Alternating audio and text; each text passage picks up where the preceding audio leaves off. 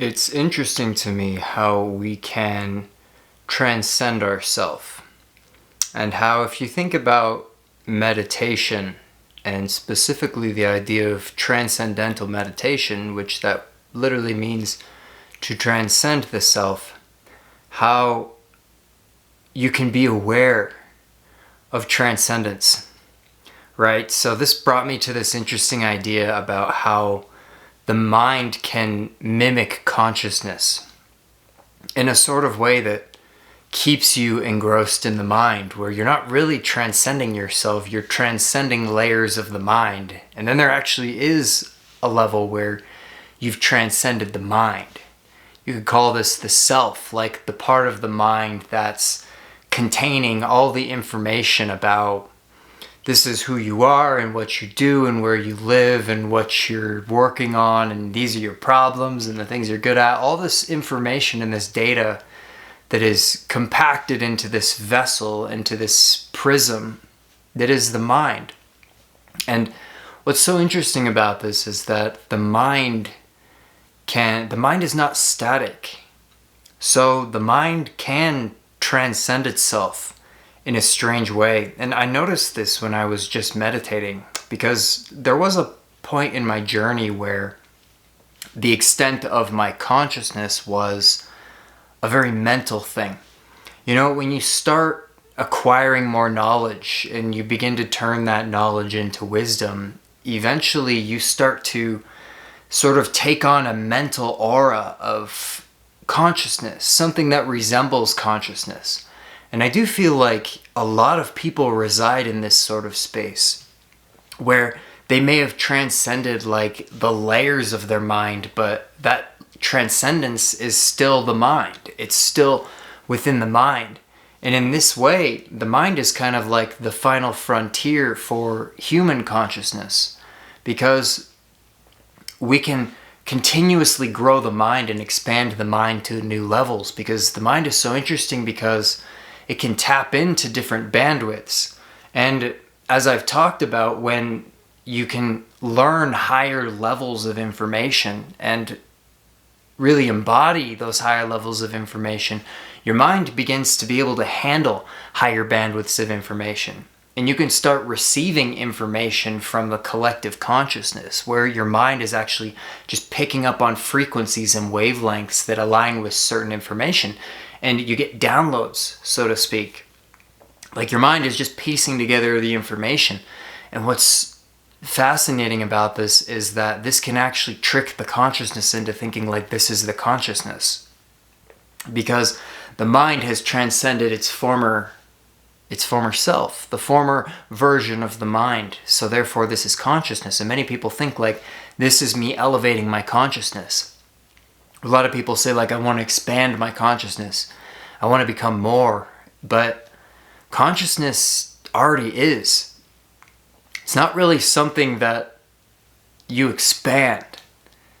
It's not really something you can become more of, like you already are that. It's just what you're conscious of is the thing that's in question. Because this is what's so interesting about that word transcend. Like I said, it means to go beyond it. It means to step out of it. And I knew in my own journey that this was the case when I began to be able to meditate into a space where all that packaged information that I would see as myself would become something like an object to me, like a bottle of water. Like I could hold this bottle of water in my hand, and just because I'm looking through it, it doesn't mean that it's me, right? But look at this green glass, right? Like I could stare through this and I could look at everything in my world and it would look green. It would look like that. Let's say I cleared up the color of the glass and then it became clear glass, and now I'm looking at everything through this glass. And this is my expanded awareness, right? This is my expanded consciousness, but I'm still just looking through the glass. I'm looking through the object as if the object is direct experience. The object is just a filter for reality. It's a container, in a very literal sense. And like I said, we can grow this container, we can expand this container, we can work on it. We can teach it things, like expand into different realities and expand those bandwidths to tap into higher levels and frequencies of reality. And this is all great. It's all expansion. It's all moving into this higher frequency of unity and this higher frequency of connectedness with things, which does correlate, because it does mean you're getting closer to the all, but it's still not the all. It's still not that same thing. Because when you stop looking through it and realize that you are looking through it, you realize it's not you.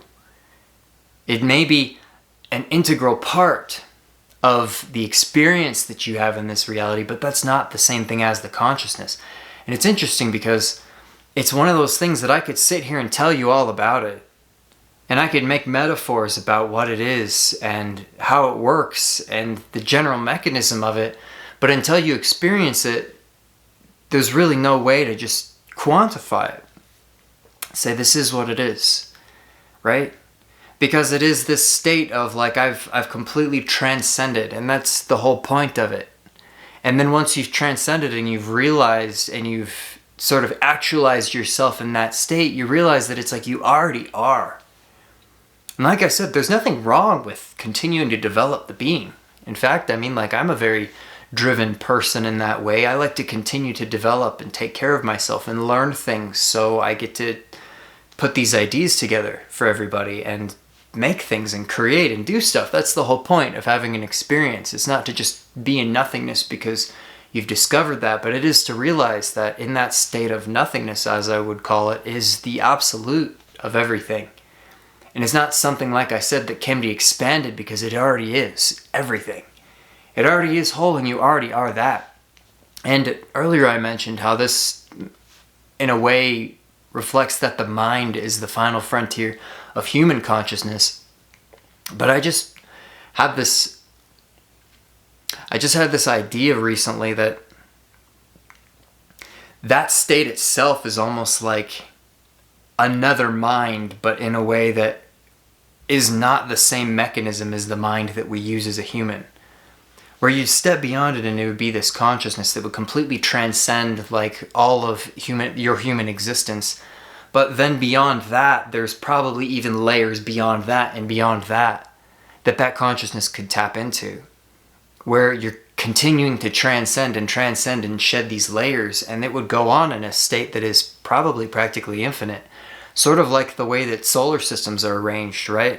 It's like if the human being itself was like Earth, and then you got to the pure consciousness, which was like, let's say the sun, and the sun is this pure light that's bringing life to everything. You got to that point. Well, it's like, now from there, maybe there's like a sun to the sun, if you will.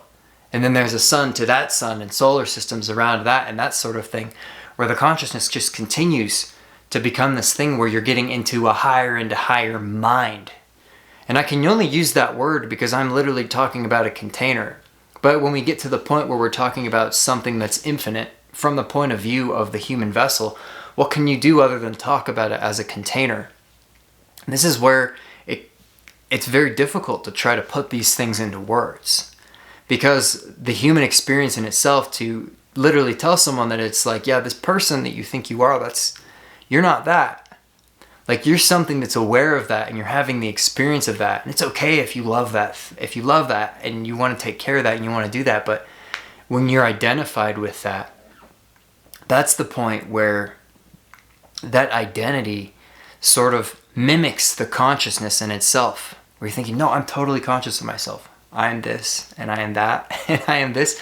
And this is interesting even within like spiritual circles, where you start finding people where they start like invoking names of themselves. They're like, well, I am this, and I am this, and I am this. Because that's the mind believing that it's becoming more conscious by like, now I'm this title, and I am the reincarnated version of this super important person, and I am this. But that's the mind tricking the consciousness into giving up its pure awareness. Because that pure awareness is the thing that you're actually looking for, and until you've tapped into that pure awareness, it's just the mind like getting to higher levels. And like I said, there's nothing inherently wrong with that, but it does get to a point where it's like, is your mind actually getting to a higher level, or are you creating more confusion around the idea of that pure awareness and that pure consciousness, because the mind is is trapping you.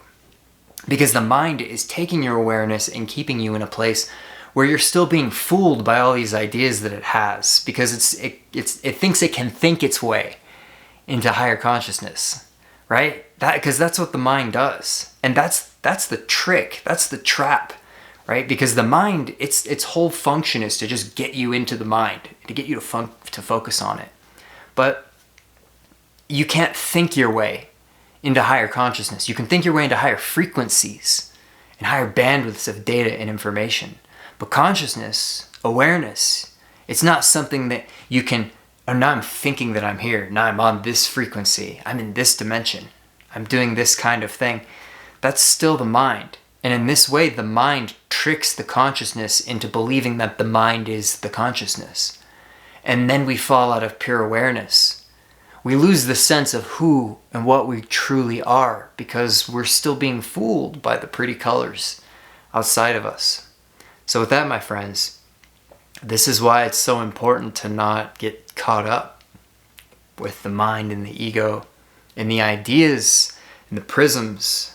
By all means, this is a reality that we can create in, and that's a whole world that we can build in and work on and do stuff within. But if you're talking about the pure awareness that transcends all of that, which I think comes first, because if you start from there and then do everything that you're going to do with the mind, you're going to come up with a totally different product, because instead of the mind echoing the mind, thinking that that's consciousness, right?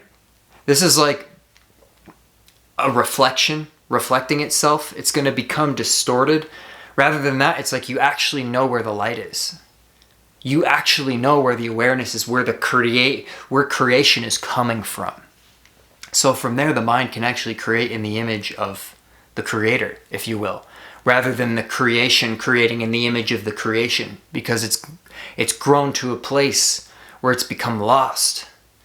And it's only looking to reflect upon itself because it can no longer find that spirit of the pure creator in which we already are.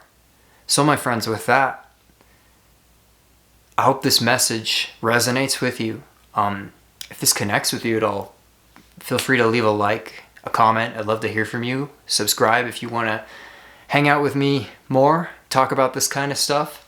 And with that, be whole, be well, and we'll talk soon, my friends. Take care.